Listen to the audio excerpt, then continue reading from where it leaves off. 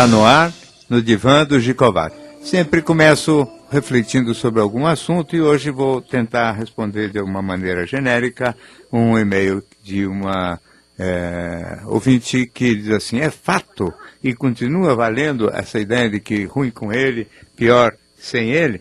Eu acho que essa expressão, que é uma expressão tradicional da nossa cultura, tem a ver com as crenças e com o modo de vida das pessoas no passado. Não tem mais muito a ver com a realidade de hoje. No passado tinha, sim, este significado e talvez no passado fosse razoável imaginar. Quando eu digo no passado, é até 30 anos atrás, não é muito tempo não. Porque até lá, a vida das pessoas sozinhas era muito difícil, não havia nenhum tipo de facilidade. Eram estigmatizados, tratados como pessoas defeituosas, quase como problemáticas sempre.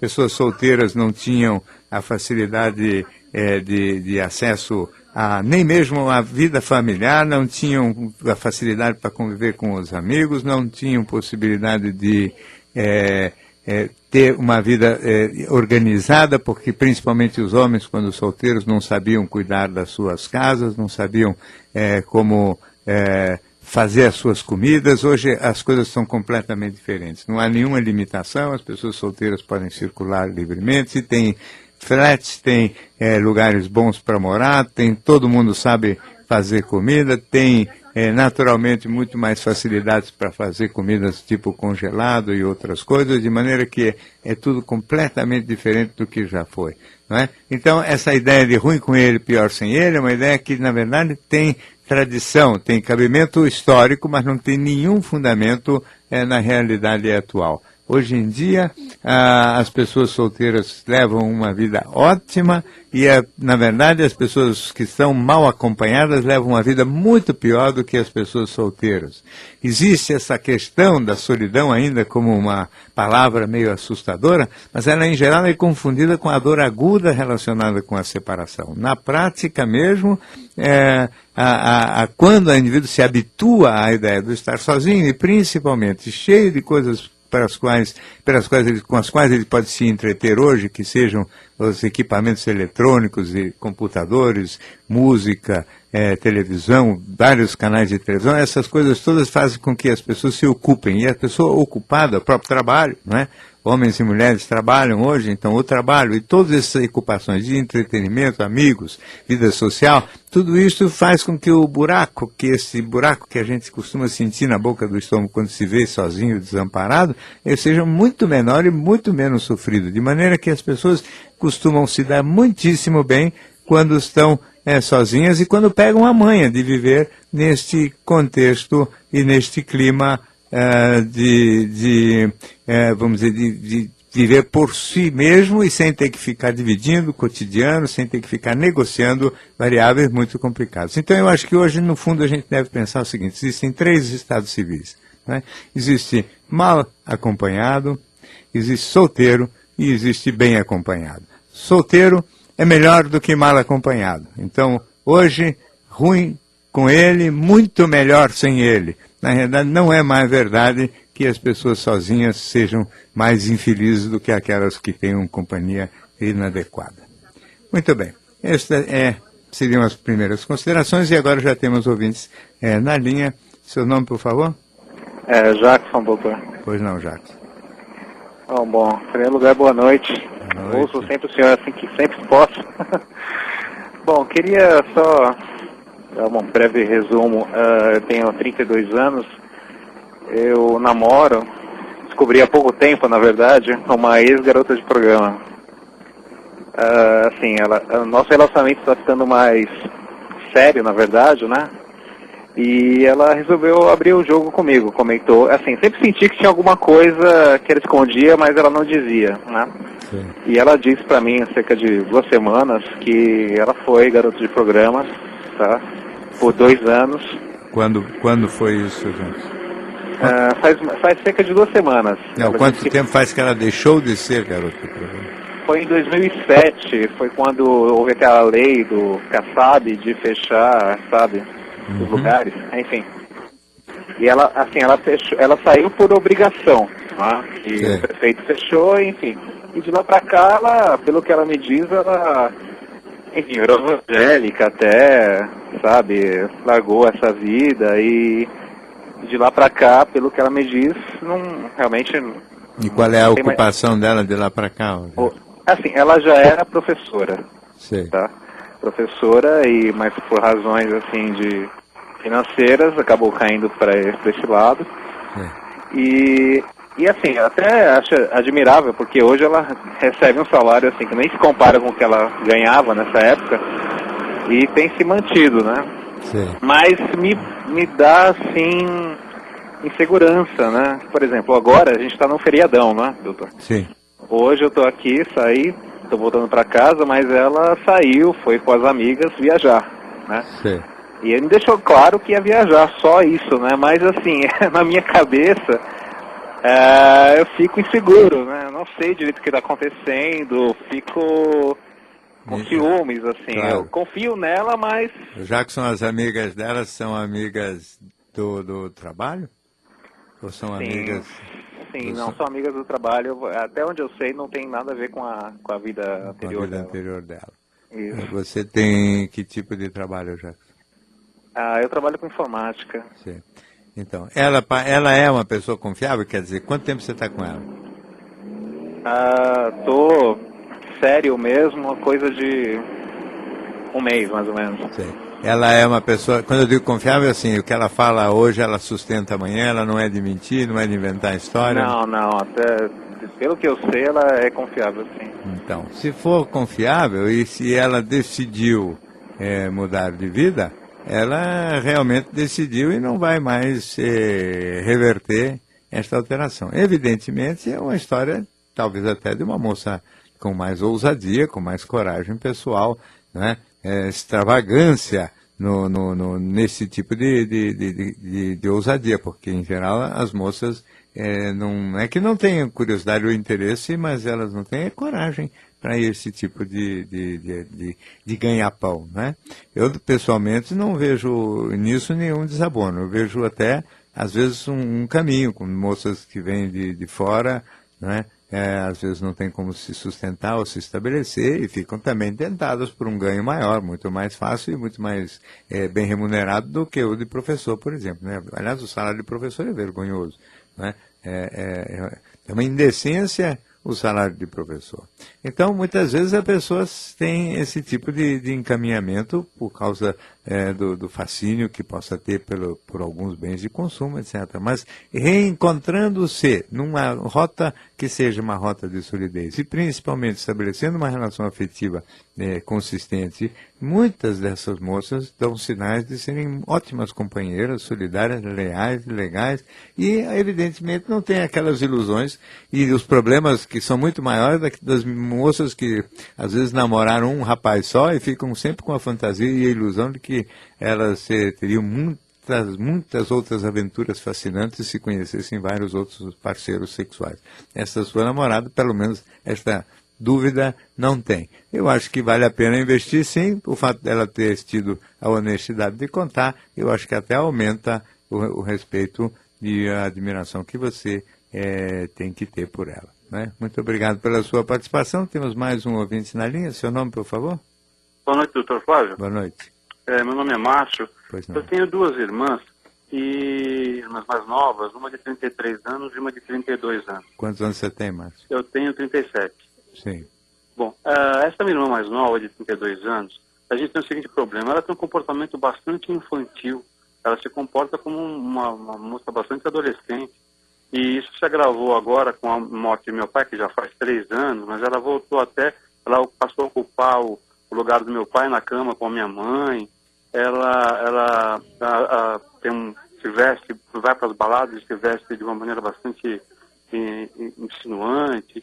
Isso causa alguns problemas até, porque com 32 anos o que acaba acontecendo é que rapazes de 16, 15 anos começam a investir, ou então homens já casados que querem apenas um momento de aventura, e a gente não sabe mais o que fazer, porque eu como irmão e mesmo as pessoas da família conversam com ela, e o que acontece é que sempre é uma leitura, por ser da família, uma leitura que já de pronto é criticada. A gente não sabe se pede para ela frequentar ir até um psicólogo, conversar com um psicólogo, ela também vai ler de uma maneira muito ruim, que afinal vai dizer que não precisa ir para psicólogo por isso nenhuma. E Mas ela tem outras características, afora essa também? Por exemplo, ela é muito estourada, muito nervosa? Ela é muito extrovertida. Desde criança, ela encontra uma pessoa na rua e já é amigo dela, como se fosse amigo de infância. Sim, mas ela conversa coisas íntimas mesmo ou só conversa abobrinha? Ela tem conversa mais abobrinha do que mais coisas abobrinha. íntimas. E ela é intolerante à crítica, e ela também, quando contrariada, é muito rebelde? Sim. Porque adolescente é assim. Então, eu acho que tem uma imaturidade emocional global no modo de ser da sua. Ela é egoísta, mais egoísta ou mais generosa? Não. Na verdade, ela não sei definir. Eu acho que em alguns momentos ela é mais egoísta, outros não. Ela não fala da vida dela. Realmente ela não se abre, não fala muito sobre as coisas dela, não. Então, por isso eu digo, é extrovertida, mas é um extrovertido superficial, né? Não é um extrovertido que conta as coisas da sua intimidade. Não. Então, eu acho o seguinte, Márcio, que realmente essa sua irmã é portadora de uma boa imaturidade emocional mesmo, quer dizer, ela está com comportamentos, não sei nem só de adolescente, até de criança mesmo, né? Uma menina mimada, faz parte dessa imaturidade, dessa intolerância, ter este jeito meio exuberante de se colocar também em termos de sensualidade, de provocar os homens, provocar e chamar a atenção e atrair olhares, nem sempre também que sabendo exatamente o que vai fazer com essa provocação depois, parece que é um gosto por provocar e que não tem muita, como se fosse uma coisa meio, vamos dizer, sem consistência e sem ideia clara do eventual, da eventual maldade que possa estar embutida nesta provocação, ou então até consciência de que está fazendo isso com o intuito de humilhar ou tripudiar sobre os rapazes. Eu acho que tem que insistir, sim, independentemente de como ela vai ler, na direção dela buscar uma ajuda psicológica. Não há medicações para isso, não adianta muito broncas nem nada. Talvez a sua mãe devesse insistir para que ela não dormisse, não venha dormir na mesma cama, quer dizer, voltar para a cama dela e todo mundo junto dá uma dura nela na direção dela ir buscar, sim, ajuda psicológica, porque esse comportamento não vai, vamos dizer, não vai conduzi-la a nada de muito gratificante, nada que ela vá ter motivo de grande orgulho dela mesma lá na frente. Então, isto que tanto preocupa vocês e que parece que não preocupa ela porque ela está um pouco imatura demais, ela está muito imediatista, ela está achando que por enquanto está bom assim, mas a vida é mais comprida do que isso e um dia ela vai se ressentir deste comportamento. Muito obrigado pelo seu telefonema. Eu tenho um e-mail aqui que eu gostaria de ler, que é o da Ana. Diz o seguinte: doutor, tenho um sobrinho com menos de 3 anos que demonstra nervosismo quando pede algo aos pais e não é atendido. Ele se joga no chão e chora compulsivamente. Como lidar com uma criança assim? Então, Ana, na realidade é muito difícil lidar com uma criança assim. E essas coisas um pouco são de nascença. Existem crianças mais dóceis, menos dóceis, mais ou menos tolerantes à frustração e contrariedade já desde o nascimento. Já tem crianças que lidam até com mais calma com o fato de nascer. Quer dizer, nascem, dão uma choradinha e dormem calmamente ou placidamente o primeiro ano inteiro. Outras crianças parece que nascem, começam a chorar e não param de chorar o ano inteiro. Ficam chorando ininterruptamente durante todo o primeiro ano. Tem dificuldade de aceitar e de lidar com dor e desconforto ao longo da vida, tem a dificuldade de aceitar o não, e quando pede alguma coisa e não é atendido, então começa a ter esses comportamentos mais agressivos e mais quase de desespero mesmo, de se jogar no chão, chorar compulsivamente, sempre com o intuito de obter a compaixão, a piedade e chamar a atenção dos pais. Não é que a criança não seja uma criança mais irritadiça, mais intolerante, provavelmente é, mas além disso também ela aprende que fazendo todos esses comportamentos ela obtém mais facilmente aquilo que ela está querendo. Então, naturalmente, é difícil, às vezes requer a ajuda de um pediatra, ajuda às vezes até de algum tipo de medicação tranquilizante, que também convém dar para essas crianças. O que não tem cabimento é atender pedidos indevidos. Isso não pode acontecer em hipótese nenhuma. A criança pode se bater, pode chorar compulsivamente, pode ter que tomar medicação. Agora, ela tem que ser educada, ela tem que aprender os limites, ela tem que aprender a respeitar os usos, costumes e os valores da comunidade onde ela cresce. Então, educar corresponde exatamente a este esforço, a este empenho. Nem sempre é fácil, algumas crianças são muito fáceis de educar, outras são bastante difíceis. Aqui, certamente, o seu sobrinho vai dar bastante trabalho. Não só agora, pode dar trabalho ao longo da vida inteira, especialmente se não for, se os pais não conseguirem agir com firmeza desde já, não é? Quando se diz que é de pequenininho que se torce o pepino, um pouco tem razão. Quer dizer, é preciso agir com firmeza nesta fase, porque depois vai ficar mais difícil ainda. Muito obrigado pelo seu e-mail. Temos agora ouvinte na linha. Seu nome, por favor? Fábio. Pois não? Boa noite, seu Cabalho. Boa noite.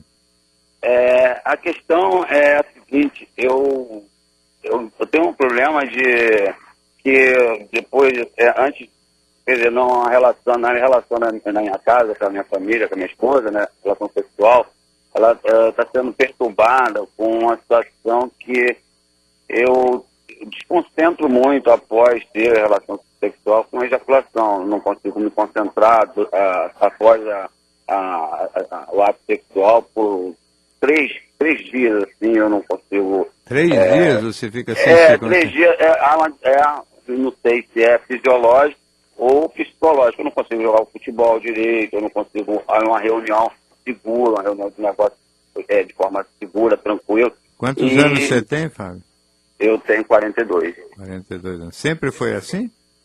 Isso, eu percebi que isso, às vezes eu não me encontrava bem praticando futebol, ou numa reunião de negócio, e assim, qualquer questão que a gente tem que ter bastante concentração, eu não sabia o que era. Aí acabei associando, né, a isso que eu comecei a perceber que isso mudava meu comportamento, né, e após 48 horas a 72 horas, eu me torno praticamente uma outra pessoa, a verdade é essa. Quer dizer, você então tem que ter poucas relações sexuais, porque senão não tem produtividade nenhuma, é isso? Isso. E aí isso incomoda a minha esposa, atrapalha, ela não entende bem como isso acontece, acha que é uma coisa psicológica. Eu não sei se é possível ser só psicológico ou fisiológico, né? Eu não sei. Realmente é uma questão que me incomoda, né? Mas é real. Eu acredito que seja real, Fábio. Sempre foi assim? Volto a perguntar. Sempre foi assim. Eu sempre oscilei muito, né? E eu acabei associando de 10 a 15 anos, pelo menos, eu consegui encontrar essa solução. Eu vi que eu mudo totalmente. Mas quer dizer que então, quando você tem algum compromisso mais sério no dia seguinte ou depois da manhã, assim, então você já evita a relação sexual? Evito a relação, E aí que a sua esposa fica aborrecida? Não chega a ficar aborrecida. Nas férias você tem, então, uma vida sexual mais tranquila, porque aí não tem preocupações com quem vem no dia seguinte, nem nada. Mas até mesmo a questão de jogar um futebol, um lazer, ou qualquer coisa, altera muito o meu comportamento à relação sexual. Interessante. Na realidade, isto é uma hipótese, eu não posso afirmar nada para você. Eu já ouvi pessoas contarem uma história parecida com essa. Eu não conheço causas orgânicas e nem mesmo psicológicas para isso. Eu só insisto em dizer a você o seguinte, não é a primeira vez que eu ouço. É difícil dizer qual é a correlação que possa existir, mas também é difícil imaginar que não exista correlação nenhuma. Se você está falando e se você sente isto em você, eu penso que está falando isso com honestidade. Quer dizer, do seu ponto de vista, acontece desta maneira. Infelizmente, não tem muito que eu possa lhe dizer, porque eu desconheço razões tanto orgânicas quanto psicológicas que possam provocar isso. Eu só sei que existe. Então, por enquanto, é um fato que tem que ser observado e talvez um dia mais para frente a gente consiga explicar um pouquinho melhor. Muito obrigado pela sua participação. Temos mais um ouvinte na linha. Seu nome, por favor? É Bianca. Pois não, Bianca. Doutor, eu sou casada há 2 anos, mas eu já namoro. Meu marido já tinha namorado 7 anos, então nós estamos juntos há quase 10. Quase 10. Quantos anos você tem? Nós temos 28, os dois. Sim. E o que acontece é o seguinte, que logo depois da lua de mel, alguns meses depois, eu notei que as nossas relações sexuais, elas foram se tornando cada vez mais raras, assim. Chega a dar intervalo de 1 mês, aí depois tem fases que o intervalo é menor, mas eu sinto, assim, um certo desinteresse por parte do meu marido. Eu já conversei com ele sobre isso, só que ele não sabe me dizer qual que é a razão. Nós temos um relacionamento bom, relacionamento equilibrado, só que é uma coisa que me incomoda.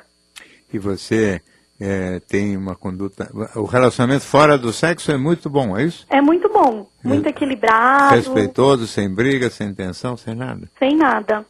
Então, você sabe, Bianca, que uma das coisas que sempre me chamou a atenção é isso, que justamente os casais que têm uma qualidade de relação afetiva tão boa são os que mais frequentemente têm algum problema na área sexual. Não de qualidade da relação, porque, em geral, quando ela acontece, ela é boa. É assim com vocês também?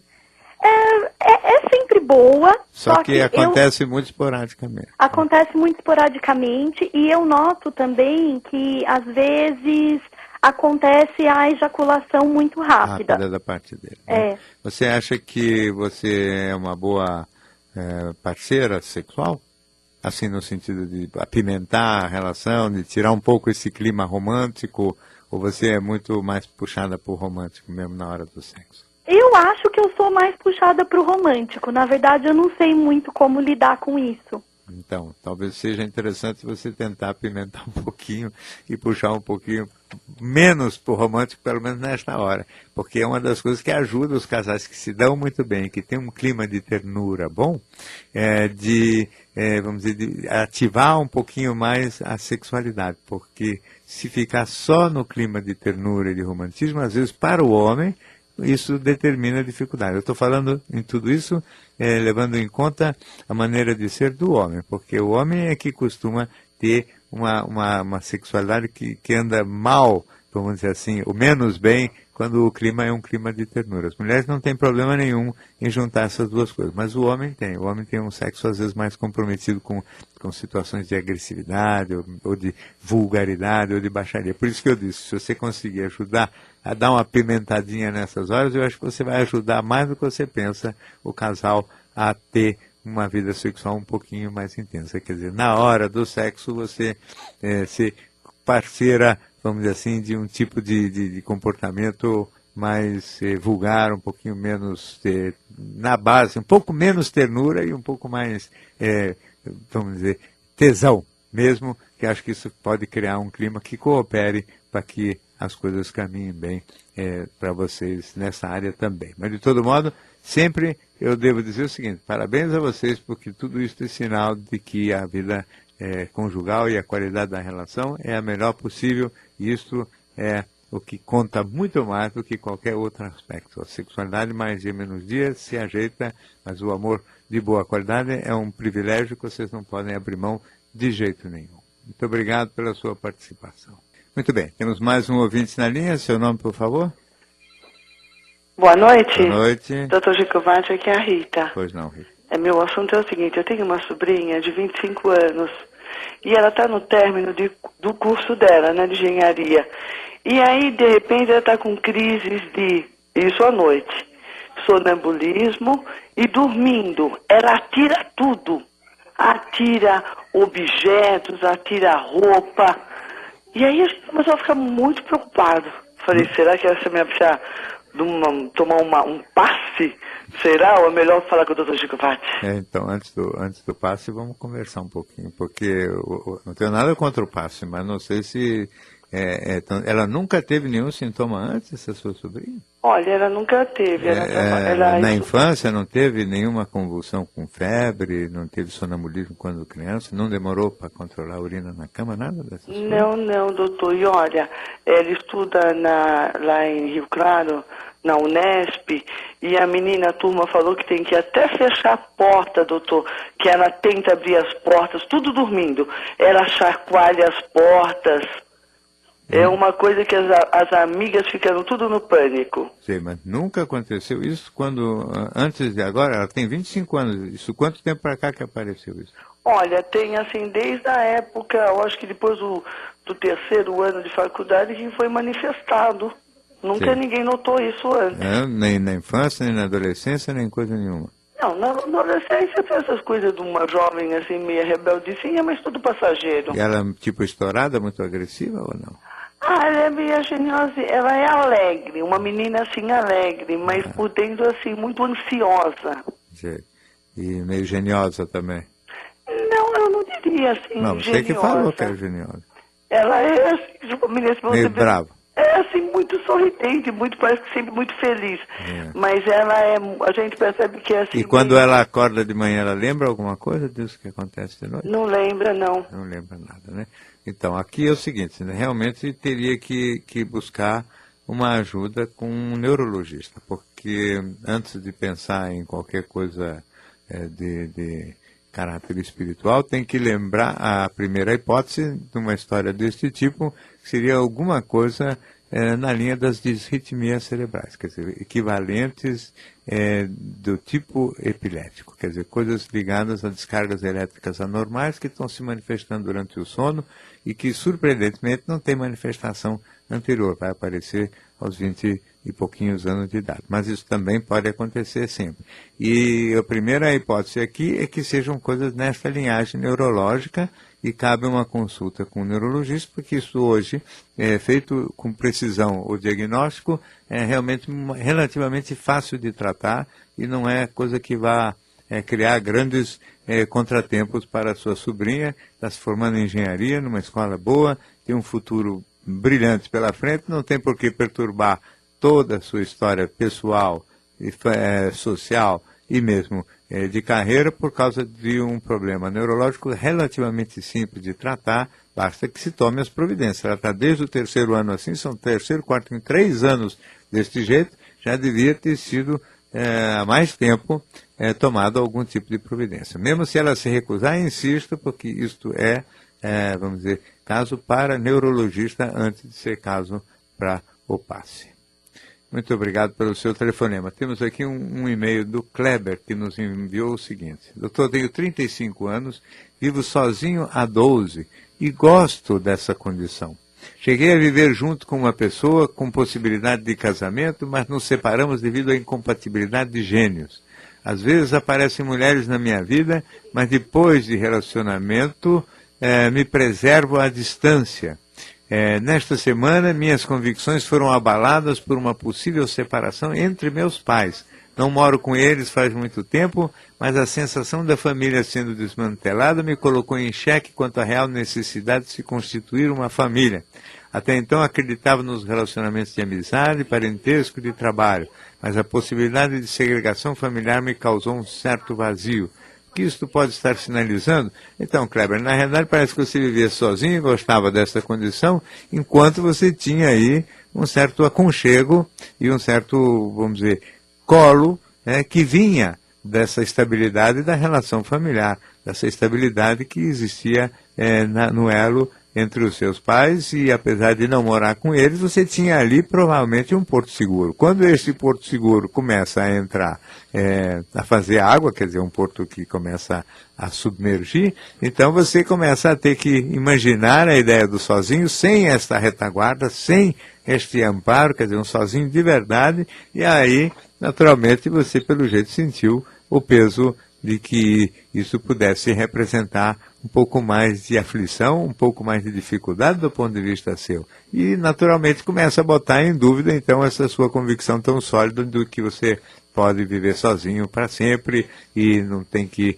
estabelecer nenhum tipo de elo. O que eu penso é sempre a mesma coisa. Se você ficar bem sozinho, mas tem que ficar bem sozinho mesmo, não às custas de respaldo de papai e mamãe que estão lá atrás dando cobertura, porque se eles se afastam ou se separam, evidentemente eles estão tirando o chão de cima de você, porque eles eram esse sustentáculo, apesar de você não morar com eles. Eles têm que ser sozinhos sem esse sustentáculo, porque com esse sustentáculo é moleza, não é? O duro é ser sozinho de verdade. Aí, se você não dá conta disso, então tem que pensar assim na possibilidade de estabelecer um vínculo de natureza afetiva, sólido, e constituir você uma família para você. E, obviamente, essa família pode ser e deve ser procurada como sendo alguma coisa de qualidade, e não alguma coisa que você para fazer simplesmente para tapar buraco, ou seja, coisa de qualidade, e é perfeitamente possível que você, tendo serenidade e tendo a experiência que já tem, encontre uma parceira legal que possa ser amizade, companheirismo e também parentesco, por que não? Também não tem que ser tão rebelde à ideia do casamento, não há nada, não é uma doença contagiosa tão grave. Muito obrigado pelo seu e-mail. Temos mais um ouvinte na linha. Seu nome, por favor? Marcelo. Pois não, Marcelo. Boa noite, doutor. Boa noite. Doutor, uma vez, semana passada, eu vi um programa do senhor, caso da infidelidade, né? Sei. Que geralmente as mulheres mais frias na cama, né? Que procuram um relacionamento, né? Extraconjugal. Sim. O que acontece? Só resumir rapidinho. Eu tô com uma pessoa, 12 anos, tem uma filha de 6. Depois que minha filha nasceu, ela errou muito, né? Eu também errei muito. O que acontece? Fiquei sabendo que ela entrava em contato com outras pessoas, entrou em contato com um vizinho meu, mas falou que não houve nada. Aí separou comigo uma vez, ficou com outro rapaz, mas ela fala que nunca houve nada além daquilo. E o meu problema agora com o meu psicológico, eu tô com ela, mas não consigo olhar ela como uma mulher normal. Sempre olho ela como uma...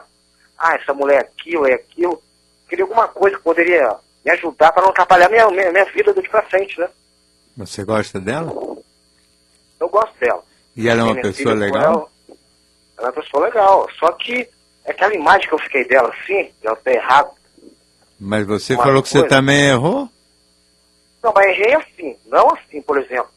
Um bairro todo ficou sabendo, só um exemplo, né? Eu acho que ficou sabendo, né? Porque homem sempre fala pro outro. Aquela mulher é isso, aquela mulher é isso.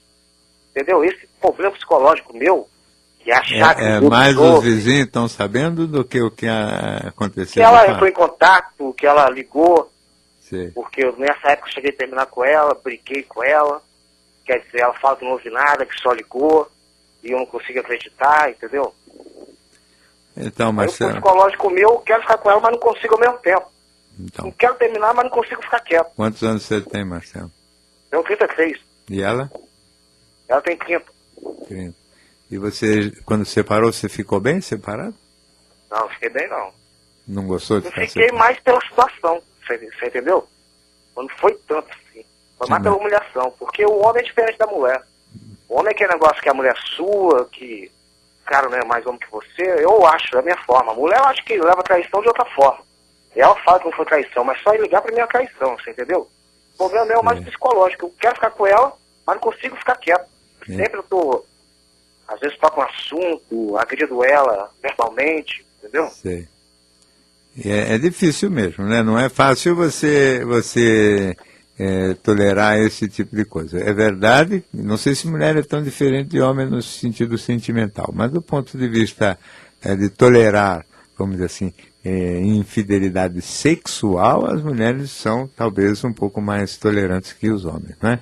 A infidelidade sentimental é difícil de ser tolerada tanto por homens quanto por mulheres. É muito indigesta para todo mundo.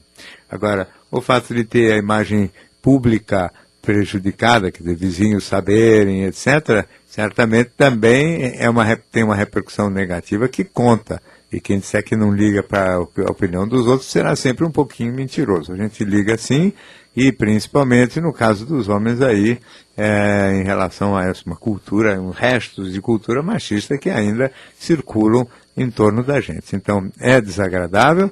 Se você tem que botar na balança e ver as características da personalidade da sua mulher, e evidentemente você tem que ver se ela tem determinados aspectos e maneira de ser que no conjunto compense este sapo que você deveria engolir. E se conseguir engolir, mas teria que realmente querer ultrapassar e pular essa fase de ficar agredindo verbalmente, etc., que é uma coisa muito chata, porque isso aqui magoa, maltrata e não leva para lugar nenhum. Depende de você fazer as contas direitinho e ver se ela tem qualidades que superam tudo isso. Se você achar que tem, tenta dar conta disso aí e tocar a vida para frente. Se não achar, você achar que não dá mesmo para encarar, então é melhor separar do que ficar agredindo e maltratando, né? Muito obrigado pela sua participação. Mais um ouvinte na linha, seu nome, por favor? Alô, doutor? Pois não? Boa noite, meu nome é Sandra. Sandra. Eu tenho 42 anos e eu tomo 2 medicamentos. Um é a fluoxetina, 20 miligramas, né, que eu como da Farim, e o outro é o diazepam, 10 miligramas. Geralmente eu tomo só quando eu preciso. Sim. Eu não faço terapia e, assim, o medicamento, na verdade, eu pego com o médico só, ele deixa a receita, eu mal tenho contato com ele. Isso já faz muito tempo Muito que eu venho tempo, fazendo quanto é? tratamento. Uns 10 anos. 2 anos? 15 anos, não, 10. 10 anos. De 10 a 15 anos. Meu filho tem 20 anos, então quando eu comecei com síndrome de pânico foi quando ele nasceu. Sim. E eu percebo que quando eu tento parar com a fluoxetina, sem nenhuma ajuda, eu fico muito agressiva, muito desequilibrada, assim, qualquer coisa me tira de sério. E ao passo que quando eu tomo, e também tomo o diazepam quando preciso, eu tenho a necessidade de agradar as pessoas, eu tenho a necessidade compulsão de comprar certas coisas, como colecionar latas, dar coisas para as pessoas, Colecionar e agradar. latas? Como é que... Por exemplo, assim, coisas que vêm com lata, ou tudo que tenha lata, ou caixa de papelão, e dar essas coisas também para as pessoas. Eu tenho necessidade, eu fico muito risonha, rio muito, ao mesmo tempo eu tenho a necessidade de ser aceita, e isso me incomoda, me entristece muitas vezes, mas ao mesmo tempo eu também sinto uma sensação boa. E quando você não toma fluoxetina, você não tem essa necessidade de ser aceita e é até meio agressiva, é isso? Isso também te incomoda? Me incomoda muito, porque eu detesto magoar as pessoas. Então você, na verdade, magoa as pessoas e às vezes quando você então toma fluoxetina, você faz muita força para agradar as pessoas e também te incomoda isso? Me incomoda porque muitas vezes eu me magoo. Quer dizer, como é que nós vamos fazer? Então tem que tomar metade da dose da fluoxetina, não é? Assim você ficaria numa... Você tentou alguma vez parar a fluoxetina devagarinho? Tentei. Porque o certo mesmo é fazer a redução lentamente, né? E ir se acostumando vamos dizer, a vida sem o remédio, né? Tentar... Porque depois de 10 anos usando o remédio, evidentemente você fica com certo... O organismo fica acostumado. É evidente que você deve ter começado a tomar aí numa fase logo depois do parto, eventualmente também, não é? O pânico começou logo depois do parto? Foi mais ou menos 3 anos depois. Mas na gravidez eu já comecei a ter sintomas, porque eu tinha medo de ter um bebê com problemas. Eu comecei, assim, ter muito medo de que ele viesse ter com defeito, com pânico, assim, que eu percebia que era normal. Depois do nascimento eu tive uma depressão e tudo. Teve depressão logo que nasceu também? Mas naquela época eu percebo que não tinha, assim, uma ajuda, né? Por exemplo, hoje a gente encontra profissionais dessa área até no convênio, naquela época não, 20 anos atrás. E as pessoas só achavam que era ansiedade, porque eu perdi minha mãe cedo, eu sou filha adotiva, descobri sem eles saberem, porque na verdade eles nunca disseram a verdade, eu descobri por outros. E eles achavam que podia ser tudo isso. Então, o que eu acho aqui é o seguinte, Sandra, que você teve provavelmente uma depressão também depois do parto. É possível que você tenha uma tendência natural para a depressão pelo seu organismo, mesmo por razões, às vezes, até de herança familiar, mesmo que você sendo filha adotiva, mas você teve uma história familiar que talvez você não conheça direito, mas é muito comum que em certas famílias exista mais frequentemente quadros depressivos e aí cabe a medicação mesmo, mas não tão continuadamente. Talvez valesse a pena tentar diminuir a fluoxetina e ficar usando mais irregularmente, na medida da necessidade, só o diazepam à noite, não é? Mas a redução da fluoxetina tem que se dar muito gradativamente depois de tanto tempo de uso. Então você usa durante, vamos dizer, 60 dias você toma 2 comprimidos sim e um dia não, quer dizer, em cada 3 dias você toma 2 comprimidos, depois por 60 dias você toma um dia sim, um dia não, depois por mais 60 dias, um dia sim e 2 não, até finalmente no fim de 6 meses você parar completamente com o remédio. E aí ficar só usando o diazepina, que é um tranquilizante, à noite, eventualmente, quando necessário. Eu acho que isso aqui poderia criar uma condição de você se reacostumar a se encontrar com você mesmo. Porque, querendo ou não, os antidepressivos criam uma personalidade para a gente que não é exatamente aquela que nos corresponde. Você vê que você está um pouquinho boazinha demais com o remédio e nem mesmo você gosta de ficar assim boazinha. Muito obrigado pelo seu telefonema. Temos mais um ouvinte na linha. Seu nome, por favor? João. Pois não, João. Doutor, boa noite. Boa noite. Eu gosto muito do seu programa. Muito obrigado. E minha dúvida é o seguinte, eu trabalho com várias pessoas assim, e às vezes estou fazendo alguma coisa assim, eu me distraio, às vezes eu começo a imaginar situações e começo a falar sozinho, assim, mas não emito nenhum som, mas minha boca se mexe, como se estivesse totalmente distraído, né? E as pessoas falam que eu posso estar ficando louco, quero saber se eu posso me preocupar, porque eu sei que certos tipos de doenças mentais a pessoa fala realmente sozinha, né? Quantos anos você tem, João? Eu tenho 30 anos. 30 anos. E você fala... né, as pessoas não falam sozinhas. As pessoas que quando estão doentes mentais mesmo, elas respondem, às vezes, a vozes que elas ouvem. Você ouve alguma coisa? Não ouço, eu só imagino suas situações e eles começam a responder, você começa a falar sobre as situações que você imagina. E fala para dentro, não fala para fora. Isso, exatamente. Só faz os gestos de boca. Mas isso. Não solta barulho nenhum. Não, barulho nenhum. Então na verdade, não é nenhum sinal problemático e eu não me preocuparia nem um pouquinho. E se o pessoal acha que você está ficando louco, estão brincando com você, porque realmente o que existe dessas pessoas que saem na rua aí falando, parece que elas estão respondendo a vozes que elas ouvem, e quase sempre vozes ofensivas, agressivas, então elas respondem xingando, ou respondem a xingações que elas ouvem, entendeu? E às vezes exaltados e fora de si. É completamente diferente da gente imaginar uma situação, e muita gente fala sozinho, mesmo quando está andando na rua ou está em casa sozinho, quer dizer, pensa em voz alta, não é? E pensa em voz alta, assim, eu vou fazer isso, vou fazer aquilo, depois se aquele desgraçado me fizer não sei o que, eu respondo para ele daquilo ali. Isso as pessoas fazem sozinho, consigo mesmo, sem significar absolutamente nenhum tipo de inquietação ou dificuldade ou problema de ordem psicológica. Eu acho que você tem que tomar isso como uma característica sua, nem chamaria de distração, é um jeito de ser seu, e acho até que o pessoal só está mesmo brincando com você. Nessa faixa de idade que você está, 30 anos também não é uma idade em que as loucuras costumam aparecer. Ou elas aparecem mais cedo do que isso, ou então as doenças senis, que são já, vamos dizer, também correspondentes à idade mais avançada. As doenças psicóticas comumente se manifestam deste tipo, com vozes e tudo, se manifestam mais cedo do que a idade que você está. Muito obrigado pelo seu telefonema.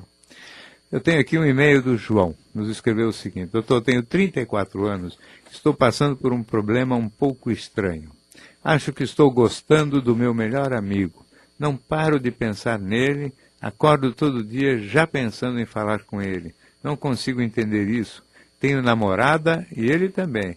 Me relaciono normalmente com mulheres, nunca tive experiências com homens e não sei por que tenho tanta vontade de abraçar este meu amigo e de ficar com ele.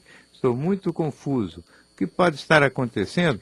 Então, João, eu acho que aqui o que acabou acontecendo foi uma confusão da sua parte em relação ao que seja o elemento sentimental versus o elemento sexual. Eu acho que a sexualidade ela se manifesta de uma forma completamente diferente disso que você está descrevendo. Parece que aconteceu que esse que já era o seu melhor amigo, uma pessoa de quem você gostava muito, acabou por provocar em você sentimentos de natureza amorosa mesmo. Quer dizer, como se você tivesse, então, ficado, vamos dizer, com um clima de ternura, de vontade de abraçar, de carinho, etc. São histórias de amor entre dois homens que não têm obrigatoriamente o elemento erótico. Evidentemente que, se quiserem, podem até introduzir também esse elemento erótico, mas basicamente o que puxa essa ligação entre vocês e o que te faz pensar nele desta maneira, não tem nada a ver com o elemento sexual, e sim com o elemento sentimental. É ternura, não é tesão, e é uma coisa curiosa porque não costuma ser muito bem aceito por parte das próprias pessoas esse tipo de sentimento quando dirigido para pessoas do mesmo sexo. Se fosse uma outra mulher que não a sua namorada, você certamente compreenderia melhor no sentido de imaginar que você estava se apaixonando por outra pessoa que não a sua namorada. Só que aqui, este encantamento amoroso que te faz tão apegado, tão aconchegado, é por um rapaz. Ele só mostra que o amor é um sentimento que independe do elemento sexual e também independe do elemento erótico e do sexo. Quer dizer, se é homo ou hétero, aqui seria uma relação, você é um heterossexual que está no momento tendo uma relação homoafetiva, quer dizer, tem um afeto por um amigão e provavelmente esse afeto pode ter lá o seu lado de correspondência, mas não ser exatamente igual da parte dele. Então, cuidado com as suas manifestações, porque alguma coisa que você possa falar ou fazer, se for mal entendido, evidentemente vai prejudicar muito uma amizade que certamente é preciosa e que você poderia e poderá vir a conservar por toda a vida, sempre entendendo claramente que o elemento afetivo é amoroso mesmo, é primo, muito próximo, ou irmão mesmo, das boas amizades. A amizade é muito próximo do amor e pode muito bem ter aqui passado um pouquinho essa fronteira, nada a preocupar, a não ser uma certa vontade, eu acho, e necessidade de uma certa discrição. Muito obrigado pelo seu e-mail. O Divã do Gikovats tem produção de Diego Matoso e Joyce Ribeiro. Os trabalhos técnicos de hoje foram de Afrânio Vanderlei. A direção nacional de jornalismo é de Marisa Tavares. Boa noite.